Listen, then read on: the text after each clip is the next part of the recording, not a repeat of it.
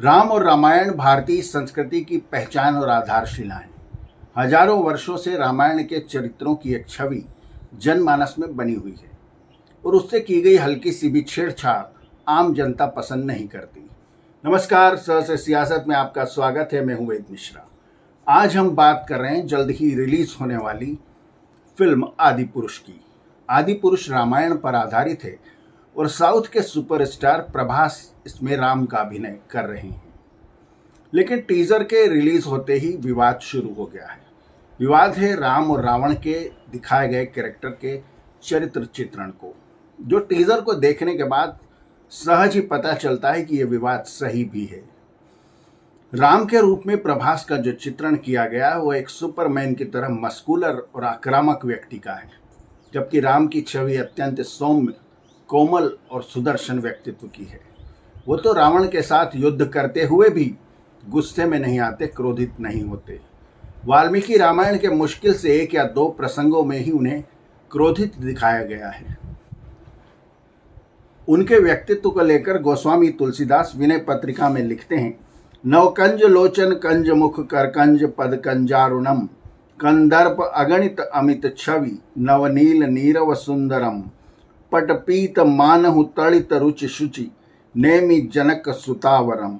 अर्थात उनके नयन खिले कमल की तरह हैं, मुख, हाथ और पैर भी लाल रंग के कमल की तरह हैं। उनकी सुंदरता की अद्भुत छटा अनेकों कामदेवों से अधिक है। उनके तन की रंगत नए नीले जलपूर्ण बादल की तरह है। निश्चित रूप से ओम राउत द्वारा निर्देशित की गई फिल्म आदि पुरुष का प्रभास का कैरेक्टर जो राम का वे कर रहे हैं वो इससे मैच नहीं खा रहा है। बात राम के अलावा दूसरे चरित्रों की भी है, विशेष रूप से रावण को लेकर। रावण को वेदों का महान पंडित और विद्वान माना जाता है। वो एक खलनायक जरूर है, लेकिन उसकी छवि भी एकदम से आक्रामक आक्रांताओं की तरह नहीं है। विशेष रूप से उन आक्रांताओं की तरह जिन्हें हम जानते हैं जो अफगानिस्तान के रास्ते हिंदुस्तान आया करते थे, यानी गोरी, गजनवी और खिलजी की तरह। अगर इस आदि पुरुष के रावण को देखा जाए तो वो पद्मावती का अलाउद्दीन खिलजी नजर आ रहा है, रावण नहीं। दूसरी बात, वो एक चमगादड़ पर बैठकर आक्रामक तरीके से भ्रमण कर रहा है, जबकि वाल्मीकि रामायण या किसी भी रामायण में चमगादड़ जैसा उसका कोई वाहन नहीं दिखाया गया है। आदि पुरुष के रावण को देखकर यही बात नजर आती है कि शायद वो कोई आक्रांता, विदेशी आक्रांताओं की तरह रहा होगा, जबकि वास्तविकता इससे बिल्कुल उलट है। वाल्मीकि रामायण में रावण का भी चित्रण कई जगह किया गया है। हनुमान जी के माध्यम से बताया है कि रावण को जब उन्होंने पहली बार देखा तो वे उसके सौंदर्य को देखकर मंत्रमुग्ध हो गए।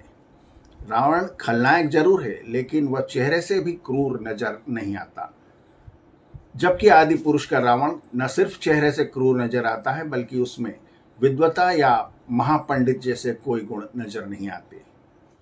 टीजर में तीसरा जो प्रमुख आपत्तिजनक दृश्य नजर आता है वो है राम की वानर सेना का। राम की वानर सेना बिल्कुल ऐसी नजर आ रही है जैसी हॉलीवुड की film planet of the apps के लंगूर थे, जो कर्कश चीख पुकार मचाते हुए, जिनके दांत बाहर निकले हुए और जो बहुत ही गंदे और भद्दे नजर आते हैं। जबकि वाल्मीकि रामायण के वानर सेना भी बेहद शालीन और सौम्य है। वे आक्रमण जरूर करते हैं, शिलाओं से, पत्थरों से, हाथ पैरों से, वृक्ष उखाड़ कर, लेकिन फिर भी वो इतने भयावह नजर नहीं आते जितने आदि पुरुष के वानर नजर आते हैं। आश्चर्य की बात है कि इस फिल्म के लेखक मनोज मुंतशिर हैं, जिनकी छवि एक राष्ट्रवादी लेखक और कवि की रही है। लेकिन लगता है कि वे निर्देशक ओम राउत को यह समझाने में विफल रहे कि कुछ दृश्यों का चरित्र चित्रण या उनका फिल्मांकन किस तरह से किया जाए। भारतीय जनमानस निश्चित रूप से राम और रामायण को लेकर के बेहद संवेदनशील है और उसमें किए गए किसी भी बदलाव को पसंद नहीं करता।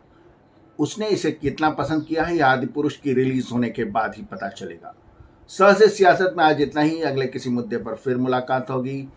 तब तक के लिए धन्यवाद, थैंक यू। चैनल को सब्सक्राइब करें और बेल आइकन के बटन को दबाएं ताकि जब नया वीडियो अपलोड हो तो उसकी सूचना आपको तुरंत मिल जाए।